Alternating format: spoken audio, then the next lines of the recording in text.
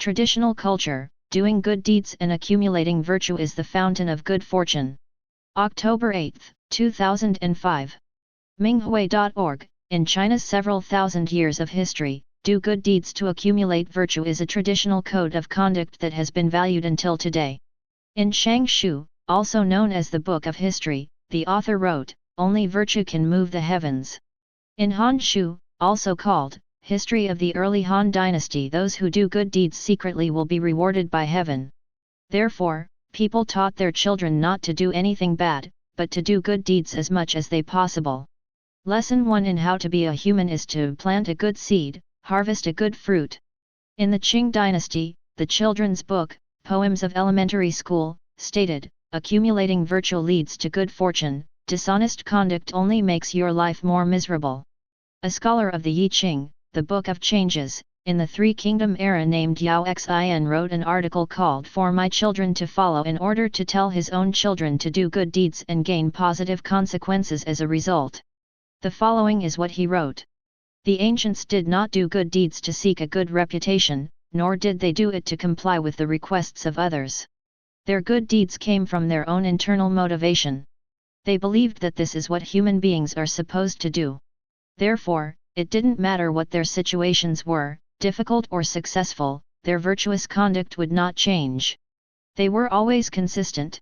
Their conduct met the standards of the gods, and it also conformed to everyday people's behavior. Therefore, gods took care of them and people respected them. Naturally, their good reputation did spread and good fortune kept coming. It had to be that way. Some people appeared to be moderate and humble, but they had hidden agendas. They pretended to be honest and sincere, but in reality they were tricky and selfish. When such a person heard praise, he could not hide his delight and his ego grew bigger. When he heard criticism, he immediately lost interest in doing good deeds.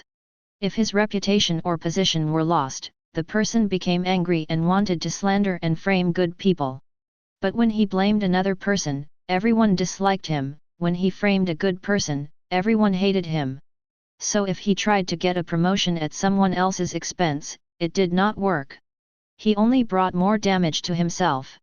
It's impossible to hide the truth forever. Praise and criticism cannot be arbitrarily twisted.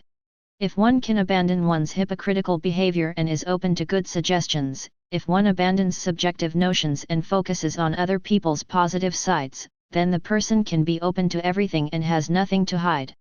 If one can get rid of being overly confident and selfish, always think of others' interests and stay away from bad places and evil activities, one can have a safe and prosperous life and be on the way to being a great person.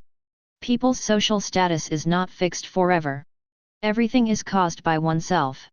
If one keeps doing good deeds, a commoner's son can become a royal official. If one doesn't do good deeds, then the son from a noble family can become a commoner.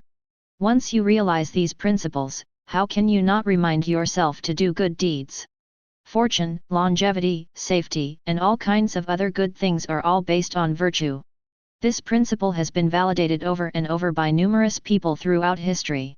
Therefore, the ancient sages and ancestors not only taught their children to believe that good deeds bring good rewards, they also repeatedly told their children how important it is to do good deeds and accumulate virtue.